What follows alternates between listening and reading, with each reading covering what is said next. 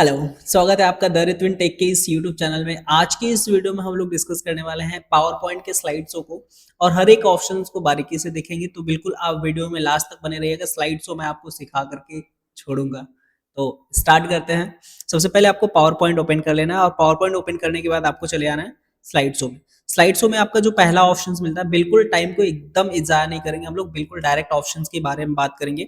सबसे पहला ऑप्शन जो आपको मिल रहा है यहाँ पे फ्रॉम बिगिनिंग मिल रहा है। फ्रॉम बिगिनिंग ऑप्शन का यूज करते हैं स्लाइड शो बिल्कुल स्टार्टिंग से करने के लिए। जैसे आपके पास ढेर सारे स्लाइड के मतलब ढेर सारे आपके प्रेजेंटेशन में कई सारे स्लाइड्स हो, उसमें से आप चाहते हो कि आपका स्लाइड शो बिल्कुल स्टार्टिंग से, तो आप यहाँ पे फ्रॉम बिगिनिंग पे क्लिक कर लीजिए। तो जैसे हम आप इस पे क्लिक करेंगे, जैसे मान लीजिए मैं स्लाइड 2 पे क्लिक कर लेता हूँ या स्लाइड 3 पे क्लिक करता हूँ, तो किसी भी स्लाइड पे क्लिक कर लीजिए। लेकिन जब फ्रॉम बिगिनिंग करेंगे तो स्लाइड शो बिल्कुल आपका फर्स्ट स्लाइड शो होगा।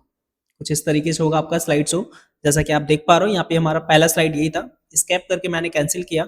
अब इसके बाद यहाँ पे फ्रॉम करेंट स्लाइड, जैसे मान लीजिए मैंने तीसरे स्लाइड पे क्लिक कर लिया है और इसके बाद मैं चाहता हूँ कि स्लाइड शो बिल्कुल यही से स्टार्ट हो, तो हम यहाँ पे यूज करेंगे फ्रॉम करेंट स्लाइड। इस पे क्लिक करिए, देखिए बिल्कुल वही से स्लाइड शो आपका स्टार्ट होगा।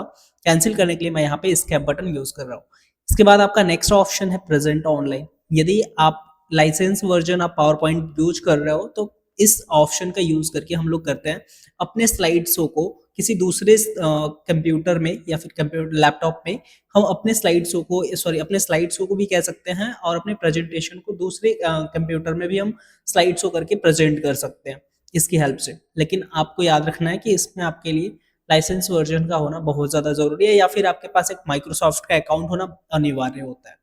तो कोई भी पूछता है तो आप बता दीजिए कि इसका यूज़ हम लोग करते हैं अपने स्लाइड शो को किसी दूसरे पीसी में प्रेजेंट करने के लिए, ऑनलाइन प्रेजेंट करने के लिए। और उसके लिए रिक्वायरमेंट होती है हमारे पास, हमारे लिए माइक्रोसॉफ्ट का अकाउंट या फिर कह सकते हैं लाइसेंस वर्जन का हमारा होना चाहिए पावर पॉइंट। इसके बाद है आपका custom slide show. Custom slide show का यूज़ करते हैं हम लोग कस्टमाइज करने के लिए स्लाइड को। जैसे मैं चाहता हूँ कि इसमें से मैं स्लाइड, केवल स्लाइड शो 3 स्लाइड का करना चाहता हूँ, तो इसके लिए मैं कस्टम स्लाइड शो बना सकता हूँ। अब बनाने के लिए क्या करना है, आपको इस पे क्लिक करना है, कस्टम शो पे क्लिक कर लेना है और यहाँ पे आपको न्यू वाले ऑप्शन पे क्लिक कर देना है। आप जो जो स्लाइड शो करना चाहते हो उस स्लाइड को क्या कर लोगे, आप यहाँ से चेक कर लोगे। जैसे मुझे 3 स्लाइड का स्लाइड शो करना है, मैंने 3 को सेलेक्ट किया और यहाँ से कर लेंगे हम ऐड। और फिर इसके बाद हम जब ओके कर देंगे तो 3 स्लाइड का जो स्लाइड शो होगा वो हमारा बन जाएगा। आप नाम, जैसे कस्टम शो 1 है तो आप नाम चेंज भी कर सकते हो। जैसे एडिट ऑप्शन पे क्लिक कर दिया और फिर यहाँ पे कस्टम शो 1 का नाम है, तो ये नाम आप चेंज भी कर सकते हो। जिस नाम से आप बनाना चाहते हो स्लाइड शो बना सकते हो। और फिर उसके बाद आप चाहते हो कि इसका स्लाइड शो करना है आपको, तो यहाँ पे आपको ऑप्शन मिल जाएगा शो। इस पे क्लिक कर दीजिए, आपका स्लाइड शो हो जाएगा। इस पे क्लिक करके हम इसको रिमूव, क्लोज कर सकते हैं। ये जो विंडो छोटा सा ओपन है इसको, और फिर कॉपी करके हम यहाँ पे जो स्लाइड शो हमने बनाया हुआ है उसका डुप्लीकेट तैयार कर सकते हैं। इस पे क्लिक करके रिमूव ऑप्शन का यूज करके हम स्लाइड शो बनाया जो उसको रिमूव कर सकते हैं। एडिट का यूज अभी आपने देखा कि हम चेंज कर सकते हैं उसमें किसी भी प्रकार का। और न्यू ऑप्शन का यूज करके हम एक नया स्लाइड शो फिर से बना सकते हैं। तो आप बिल्कुल आराम से कर सकते हैं, केवल पढ़ करके, कोई दिक्कत नहीं होगी आपको। तो मैं यहाँ पे आपको एक एक ऑप्शन थोड़ा सा करके भी दिखा देता हूँ, नहीं तो बोलोगे आप ये सारे स्किप कर दिए। तो मैं यहाँ पे क्लोज करता हूँ। देखिए ये विंडो क्लोज हो गया। फिर से मैं चलता हूँ यहाँ पे कस्टम शो पे और यहाँ पे मैं कस्टम शो ऑप्शन पे क्लिक करता हूँ। फिर से ये विंडो ओपन हो गया और यहाँ पे रिमूव ऑप्शन अभी यूज नहीं करेंगे, कॉपी ऑप्शन कर लेते हैं। देखिए इसी का सेम टू सेम कॉपी तैयार हो गया। अब इसमें भी वही 3 स्लाइड होंगे, एडिट करके आप देख लीजिए 3 स्लाइड यही मिल जाएंगे आपको। ऐसे स्लाइड ऐड भी करना चाहते हो आप यहाँ पे चेक करके ऐड भी कर सकते हो और यहाँ से ओके कर दो, वो बन जाएगा, उसमें आ जाएगा। अब इसके बाद यहाँ पे न्यू का यूज करके एक नया स्लाइड शो बना सकते हो। तो आई होप कि पूरा इसमें का ऑप्शन समझ में आ गया होगा। अब हम चलते हैं यहाँ पे शो कर लेते हैं एक ठो। यहाँ पे हमने कर लिया शो। तो यहाँ पे 3 स्लाइड सेट किया था, एक स्लाइड हमारे यहाँ पे है, दूसरा स्लाइड और ये तीसरा स्लाइड। इसके बाद हमारा एंड हो जाएगा, खत्म। तो ऐसे हम क्या कर सकते हैं, कस्टम स्लाइड शो ऑप्शन का यूज कर सकते हैं। इसके बाद है सेटअप स्लाइड शो। अब सेटअप स्लाइड शो ऑप्शन को पढ़ने से पहले हम लोग रिहर्स टाइमिंग और रिहर्स ये रिकॉर्ड स्लाइड शो देख लेंगे और उससे पहले हम देख लेते हैं हाइड स्लाइड। अभी इस ऑप्शन को मैं स्किप कर रहा हूँ, वो ऑप्शन अभी मैं आपको बताऊंगा। तो अभी यहाँ पे हमारे पास है हाइड स्लाइड। जैसे मान लीजिए मैं चाहता हूँ कि हमारा पहला स्लाइड शो में ना हो, तो यहाँ पे हम क्या कर लेंगे, मतलब स्लाइड शो में वो ना दिखे, तो इसके लिए हम हाइड पे क्लिक कर लेंगे। तो जब हम इस पे क्लिक कर लेंगे तो जब स्लाइड शो करेंगे, देखिए यहाँ पे मैं फ्रॉम बिगिनिंग कर रहा हूँ, तो कहाँ से स्टार्ट हो रहा है, बिल्कुल जो 1 वाला हमने हाइड किया था उसको छोड़ करके दूसरे से स्टार्ट हो रहा है। तो ऐसा जो भी स्लाइड आप चाहते हो कि हाइड हो जाए, वो स्लाइड शो में ना दिखे, तो आप नॉर्मली हाइड कर सकते हो। और अगर अनहाइड करना है तो आप फिर से उसको सेलेक्ट करिए और यहाँ से फिर से इस पे क्लिक कर दीजिए, अनहाइड हो जाएगा। इसके बाद आपका है rehearse timing. Rehearse timing option का यूज़ करते हैं हम लोग स्लाइड शो को रिकॉर्ड करने के लिए। जैसे मान लीजिए हमने जो भी स्लाइड बनाया हुआ है, उस पे जो भी हम लोग एनिमेशन, ट्रांजिशन, ये सभी चीज़ें यूज़ किए होते हैं, उन सभी चीज़ों को अगर हमें रिकॉर्ड करना है, तो हम यूज कर लेंगे रिहर्स टाइमिंग। इस पे क्लिक करना है आपको, रिकॉर्डिंग आपकी स्टार्ट हो जाती है। जैसे हमने क्लिक किया, देखिए आप यहाँ पे रिकॉर्डिंग स्टार्ट हो गई है। यहाँ पे दो टाइमिंग दिख रही है, एक स्लाइड की और एक टोटल टाइम की। तो एक स्लाइड कितने टाइम तक रहेगा उसके लिए है, और एक है टोटल टाइमिंग के लिए। तो यहाँ पे आप देख पा रहे हो, ये जो आपका इधर वाला भाग है, मतलब राइट साइड वाला भाग है, वो टोटल टाइमिंग है, और ये जो लेफ्ट वाला है वो स्लाइड का टाइमिंग है। तो मैं यहाँ पे जैसे स्पेस की प्रेस करता रहूंगा, हमारा स्लाइड ऐसे प्रेजेंट होता रहेगा। इसके बाद जब आपका स्लाइड खत्म हो जाएगा, तो इस तरीके से आपके सामने डायलॉग बॉक्स ओपन हो जाएगा, और इसको आपको कर लेना है यस। आप इसी टाइमिंग के अनुसार अपने प्रेजेंटेशन को सेव करना चाहते हो तो यहाँ पे यस करना है, अगर नहीं करना चाहते हो तो नो करना है। मैं फिलहाल यस कर दे रहा हूँ। इसके बाद है आपका यहाँ पे record slide show. Record slide show का यूज करते हैं हम लोग वही सेम चीजें करने के लिए, बट यहाँ पे थोड़ा सा डिफरेंस होता है। इसमें हम जस्ट जो भी बोल रहे हैं वो आवाज भी सुनाई देती है, मतलब जो वॉइस है हमारी वो भी सुनाई देगी। साथ में हम पेन वगैरह यूज करें तो ये इसमें बिल्कुल आराम से रिकॉर्ड होता है, पेन वगैरह भी। लेकिन इसमें उस तरीके से रिकॉर्ड नहीं हो पाता है पेन और वॉइस, जिस तरीके से इसमें रिकॉर्ड स्लाइड शो में होता है। तो यहाँ पे इसका भी यूज करके हम लोग देख लेते हैं। तो यहाँ पे हमारे पास दो ऑप्शंस देखने को मिल रहा है, एक स्टार्ट रिकॉर्डिंग फ्रॉम बिगिनिंग, और एक आपको ऑप्शन मिल रहा है start recording from current slide. Start recording from beginning का यूज करते हैं हम लोग एकदम स्टार्टिंग से स्लाइड शो रिकॉर्ड करने के लिए, और इसका यूज करते हैं हम लोग किसी भी स्लाइड से स्लाइड शो रिकॉर्ड करने के लिए। और इसमें हम जानते हैं कि हम पेन वगैरह भी यूज कर सकते हैं, बिल्कुल वो भी रिकॉर्डिंग में आने वाली है, और जो हम बोल रहे हैं वो भी आएगी। इसको हम कहते हैं नरेशन, मतलब नरेशन हमारा आता है इसमें। और क्लियर ऑप्शन में आपको चार ऑप्शन दिखाई दे रहे हैं, जैसे यहाँ पे clear timing on current slide, इसको भी देखते चलिए। Clear timing on current slide का यूज करते हैं हम लोग, जो हमने रिहर्स टाइमिंग का यूज किया तो उसमें स्लाइड के अलग अलग टाइम हो गए हैं, तो उन टाइम को यदि हमें रिमूव करना है तो यहाँ पे हम इन दोनों ऑप्शन का यूज कर सकते हैं। पूरे स्लाइड का रिमूव करना है तो आप यहाँ पे clear timing on all slide कर सकते हो। अगर सिंगल स्लाइड का टाइम जो है वो रिमूव करना है तो आप यहाँ पे clear timing on current slide कर सकते हो। तो इन दोनों का आप यूज करके टाइमिंग रिमूव कर सकते हैं, और यहाँ पे आपका clear narration on current slide और clear narration on all slide. अब नरेशन का मतलब मैंने अभी जस्ट आपको बताया कि जो वॉइस है हमारी वो हमारी नरेशन के रूप में होती है, जो पेन वगैरह यूज करते हैं वो भी हमारी नरेशन के रूप में होती है। तो उनको रिमूव करने के लिए इनका यूज किया जाता है, और ये तब ऑप्शन इनेबल होगा जब हम यहाँ पे ये वाली रिकॉर्डिंग करेंगे, मतलब रिकॉर्ड स्लाइड्स ऑप्शन यूज करेंगे। तो मैं यहाँ पे कर लेता हूँ start recording from beginning, and यहाँ पे कर लेंगे हम स्टार्ट रिकॉर्डिंग। अब देखिए यहाँ पे एक रिकॉर्डिंग स्टार्ट हो गई है, इसमें हम पेन वगैरह भी यूज करेंगे तो पेन भी बिल्कुल आराम से चल जाएगा। उसमें भी पेन चल जाता है, बट वो रिकॉर्ड में नहीं आता, वो सेव के रूप में हो जाता है। जब हम स्लाइड शो करते हैं तो वो ऐसे चल नहीं पाता, लेकिन हम इसमें जो है स्लाइड शो करेंगे, जब रिकॉर्ड स्लाइड शो का यूज करके सब कुछ करेंगे, तो एक बार जब दोबारा से हम इसको प्रेजेंट करेंगे, मतलब स्लाइड शो करेंगे, तो इसमें पेन चलता हुआ भी हमें दिखेगा। बट रिहर्स टाइमिंग में ऐसा फंक्शन नहीं होता है। मैं स्केप करता हूँ, मुझे नहीं करना है आगे का। तो यहाँ पे देखिए, अब यहाँ पे आते हैं हम क्लियर टाइमिंग ऑन ये clear narration on current slide और clear narration on all slide, ये ऑप्शंस इनेबल हो गए। तो मैंने एक ही स्लाइड रिकॉर्ड किया, तो यहाँ पे आप चाहे इसका यूज कर लीजिए चाहे इसका यूज कर लीजिए। ये क्या करता है, जो वॉइस है वो रिमूव करता है और पेन रिमूव करता है। तो यहाँ पे आप देख लीजिए इसका यूज करके, ये देखिए ऐसे रिमूव हो जाएगा। तो आई होप कि आपको ये दोनों ऑप्शन समझ में आ गया होगा। ये दोनों ऑप्शन बहुत इंपॉर्टेंट ऑप्शन भी है, ये आपको याद रखने हैं, क्योंकि हम स्लाइड्स को रिकॉर्ड करने के लिए या फिर कह सकते हैं अपने प्रेजेंटेशन को वीडियो में कन्वर्ट करने के लिए इनका बहुत ज़्यादा अहमियत होता है। मतलब कह सकते हैं कि बहुत ज़्यादा वो है कि ये इनकी वजह से हो पाता है हमारा और अच्छे से वीडियो, मतलब वीडियो बन पाता है। इसके बाद हम बात करते हैं यहाँ पे अपने सेटअप स्लाइड्स की। अब यहाँ से सीधे हम आते हैं यहाँ पे, ये तीनों ऑप्शन आई होप समझ में आ गया होगा आपको। हम बात करते हैं सेटअप स्लाइड्स। अगर हम सेटअप स्लाइड्स को कर लिए तो मान लीजिए आपको ये जो ऑप्शंस आपको देखने को मिल रहे हैं ये सभी ऑप्शंस कवर हो जाते हैं। तो मैं यहाँ पे सेटअप स्लाइड्स पे क्लिक करता हूँ। अब इस पे क्लिक करने के बाद आपको यहाँ पे सबसे पहला ऑप्शन मिल रहा है presented by a speaker full screen, जो कि हमारा नॉर्मल बाय डिफॉल्ट होता है। तो स्लाइड शो करने में जैसा भी दिखाई देता है बिल्कुल हमारा वो बाय डिफॉल्ट यही वाली सेटिंग होती है, जो भी सारी सेटअप दिख रही है यही वाली होती है। फिर इसके बाद यहाँ पे आपका ब्राउजर इंडिविजुअल विंडो, इस पर यदि हम क्लिक करते हैं तो स्लाइड शो थोड़ा सा छोटे में हो जाता है, आप चेक कर सकते हो इसको। मैंने इस पर क्लिक किया और यहाँ से हम कर लेते हैं स्लाइड शो। तो देखिए ये थोड़ा सा स्क्रीन जो है वो हमारा फुल स्क्रीन में नहीं है, नॉर्मल स्क्रीन में है। इसको कैंसिल करने के लिए हम स्केप बटन यूज करेंगे। सेटअप पे फिर से चलते हैं। नेक्स्ट हमारा browse at kiosk full screen, इस पे क्लिक करेंगे और यहाँ से हम ओके करेंगे। तो इसका भी स्लाइड शो आप देख लीजिए किस तरीके का फुल स्क्रीन में तो दिखेगा, लेकिन आप यहाँ पे स्लाइड चेंज नहीं कर पाओगे। ये स्लाइड कैसे चेंज होगा, वो टाइमिंग के हिसाब से, जो आपने टाइमिंग दी हुई है नरेशन वगैरह के लिए, सॉरी रिहर्स टाइमिंग में जो आपने टाइम दिया है उसके हिसाब से होता है ये। इस पे मैंने ज़्यादा टाइम दिया हुआ था, इसलिए अभी तक नहीं प्रेजेंट हुआ है। मैं कैंसिल कर लेता हूँ अभी फिलहाल।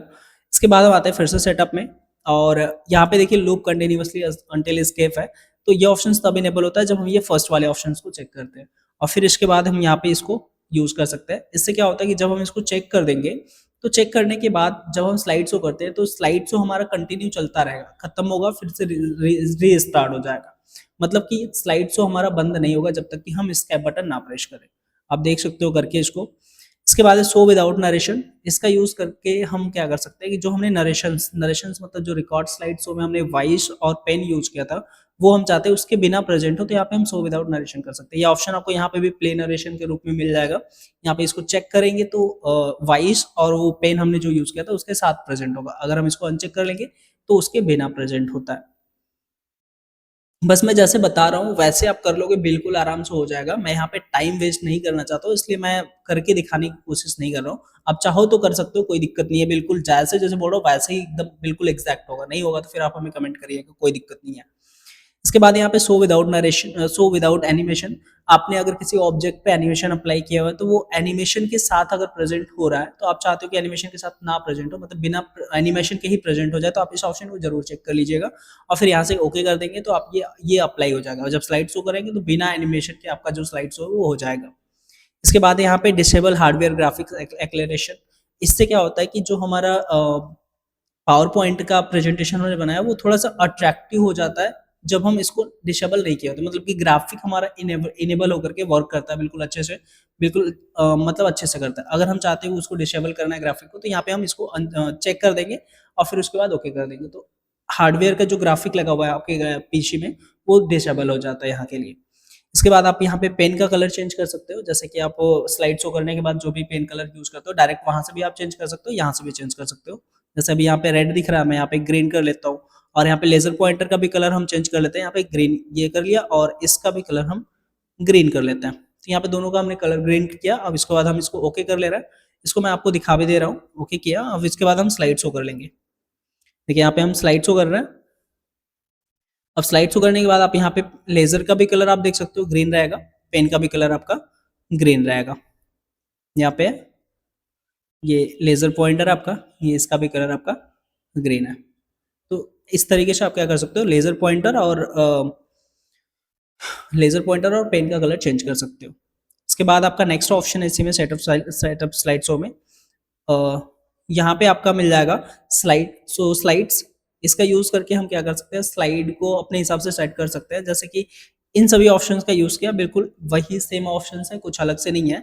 ऑल करते हैं तो पूरे स्लाइड का स्लाइड शो होगा, और फ्रॉम करते हैं तो अपने हिसाब से सेट कर सकते हैं कि कितने स्लाइड से कितने स्लाइड तक का स्लाइड शो होना चाहिए। यहाँ पे सेट कर सकते हैं अपने हिसाब से। जैसे मान लीजिए मुझे 5 से 6 करना है, 5 से 6 नहीं कर सकते, 5 से 8 करना है, तो मैंने 5 यहाँ पे लिखा और यहाँ पे हमने 8 लिख दिया। और फिर इसके बाद स्लाइड शो करेंगे तो 5 से लेकर के 8 तक के स्लाइड का स्लाइड शो होगा। इसके बाद यहाँ पे कस्टम शो, जैसे हमने स्लाइड शो क्रिएट किया था कि हम 3 स्लाइड, ये कस्टम स्लाइड शो ऑप्शन का यूज करके हमने 3 स्लाइड सेट किया था, आप देख पा रहे थे पिछले थोड़ी देर पहले मैंने बताया अभी। तो अब चाहते कि उसी जो आपने कस्टम शो बनाया हुआ है उसके हिसाब से ये प्रेजेंट हो, तो आप यहाँ पे उसको यहाँ पे इनेबल कर दीजिए। मैंने 2 स्लाइड शो बनाए थे, मतलब 2 कस्टम शो बनाए थे हमने, तो यहाँ पे हमने कस्टम 1 अगर कर दिया तो कस्टम 1 में जो भी स्लाइड हमने सेट किया है बस वही स्लाइड का स्लाइड शो होगा और बाकी किसी का नहीं होगा। इसके बाद यहाँ पे मैनुअली और यूज टाइमिंग। देखिए यहाँ पे ये थोड़ा सा इंपॉर्टेंट होता है।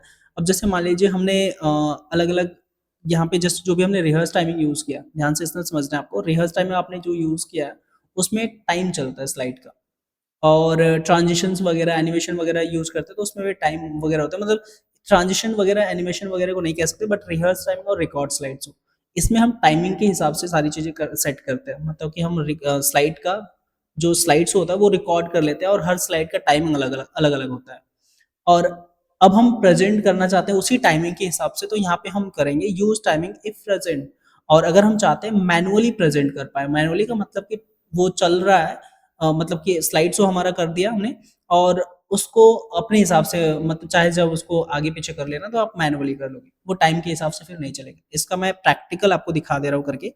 जैसे मैं यहाँ पे एक रिहर्स टाइमिंग ऑप्शन यूज कर लेता हूँ। अब यहाँ पे देख लीजिए मैं स्लाइड चेंज कर रहा हूँ, थोड़ा सा फास्ट करता हूँ क्योंकि बहुत ज्यादा मैं टाइम नहीं देना चाहता हूँ इसमें। ओके, तो मैंने दे दिया, अब मैं इसको यस कर देता हूँ। अब इसको हम स्लाइड शो करते हैं, ठीक है, स्लाइड शो करते हैं यहाँ पे, F5 किया। अब इसके बाद थोड़ा सा वेट करना आपको, देखिए ये ऑटोमेटिक चेंज हो रहा है, ऑटोमेटिक चेंज हो रहा है। यहाँ पे यही ध्यान देना आपको, रिहर्स टाइमिंग हमने यूज किया, ये ऑटोमेटिक चेंज हो रहा है टाइमिंग के हिसाब से, क्योंकि सेटअप स्लाइड शो में हमारा ये वाला ऑप्शन इनेबल है। अब मैं इसको कर देता हूँ मैनुअली और फिर यहाँ से कर देते हैं ओके। अब स्लाइड शो करेंगे तो भैया अपने से नहीं जाएगा आगे, आपको खुद से करना पड़ेगा, मतलब मैनुअली करना पड़ेगा आपको। यही मैं समझाने की कोशिश कर रहा था आपको। मैं अभी यहाँ पे इसको स्केप कर लूँ, भरोसा तो हो ही गया होगा आप लोगों को। आगे चलते हैं। इसके बाद फिर से सेटअप स्लाइड शो पे क्लिक करते हैं और यहाँ पे आपको दो ऑप्शंस मिल जा रहे हैं, जैसे कि मल्टीपल मॉनिटर्स के अंदर स्लाइड शो मॉनिटर्स और रेजुलेशन। और यहाँ पे एक ऑप्शन और आपको देखने को मिल रहा है, यूज प्रेजेंटर व्यू। ये देखिए मॉनिटर और यूज प्रेजेंटर व्यू, यहाँ से यही ऑप्शन यहाँ पे है, तो मैं यहाँ पे बता दूं चाहे वहां पे बता दूं, बात एक ही है। तो अभी यहाँ पे जैसे प्राइमरी मॉनिटर दिख रहा है और यहाँ पे ऑटोमेटिक दिख रहा है। देखिए प्राइमरी मॉनिटर का मतलब होता है कि आपका जो मेन कंप्यूटर है जिसपे आप बैठे हो, और ऑटोमेटिक का मतलब कि आपका जो लैपटॉप है वो किसी दूसरे मॉनिटर से अटैच है, तो आप यहाँ पे ऑटोमेटिक यूज कर सकते हो। देखिए जैसे आप ऑटोमेटिक यूज करते हो तो ऑटोमेटिक में क्या होगा और प्राइमरी में क्या होगा। देखिए प्राइमरी करने पे सबसे पहले प्राइमरी को समझते हैं। प्राइमरी करने पे आपके लैपटॉप में जो लैपटॉप में या फिर कंप्यूटर में जो दिख रहा होगा वही दूसरे मॉनिटर में जो जो उससे अटैच मॉनिटर होगा वही सेम उसमें दिखेगा, यदि आप प्राइमरी मॉनिटर करते हो तो। और यहाँ पे यूज प्रेजेंटर व्यू कर दो, जैसे यूज प्रेजेंटर व्यू भी करो तो फिर कोई फर्क नहीं पड़ने वाला जब आपका प्राइमरी मॉनिटर यहाँ पे है। लेकिन यहाँ पे जब आप ऑटोमेटिक कर देते हो और फिर यूज प्रेजेंटर व्यू को चेक कर देते हो, तो ऐसे केस में क्या होगा, तो ऐसे केस में आपके जो आप जिस पे बैठे हो उस पे आपका जो स्क्रीन दिखाई दे रहा है वो तो दिखाई देगा, बट आपके नेक्स्ट मॉनिटर पे जो अगला मॉनिटर है आपका जो अटैच है आपके लैपटॉप से, उसमें आपका यूज प्रेजेंटर व्यू, मतलब उसमें प्रेजेंटर व्यू दिखेगा पावर पॉइंट का। उसमें क्या होता है ना कि एक उसमें उस विंडो में मतलब उस मॉनिटर में आपको ये दिख जाता है कि अगला स्लाइड कौन सा आने वाला है, आप पहले से उसके लिए प्रिपेयर हो जाओ। प्रेजेंटर व्यू में ऐसा होता है, और प्राइमरी में बिल्कुल आपको जो यहाँ पे दिख रहा है वही आपको उसमें भी दिखाई देता है। और ये प्रेजेंटर व्यू तभी काम करता है जब आपके पास एक मॉनिटर में दूसरा मॉनिटर अटैच हो। इसके बाद यहाँ पे यूज प्रेजेंटर व्यू को यदि हम अनचेक करें और यहाँ पे प्राइमरी करें तो यहाँ पे हम रेजुलेशन भी सेट कर सकते हैं। मतलब अभी अपने जिस पे बैठे हैं हम उसका रेजुलेशन सेट कर सकते हैं यहाँ से, जो भी आपको रेजुलेशन रखना है। इससे क्या होता है कि स्लाइड की साइज छोटी बड़ी होती है ये प्रेजेंटेशन के सॉरी स्लाइड शो के टाइम पे। तो मैं यहाँ पे अभी देखिए मैं 800-600 कर लेता हूँ और यहाँ से ओके कर लेता हूँ। अब इसके बाद मैं स्लाइड शो करके दिखा देता हूँ, तो ये थोड़ा सा ऐसे छोटे से स्क्रीन में शो होता है। तो आई होप कि आपको सारे ऑप्शंस बिल्कुल अच्छे से समझ में आ गए होंगे और ये ऑप्शंस सभी कवर हो गए हैं। आपको जो भी डाउट हो आप हमें सीधे कमेंट कर सकते हो, आपके कमेंट को या फिर मैं आपके डाउट को क्लियर कराने की कोशिश करूंगा। Thank you so much for watching this video. Thank you.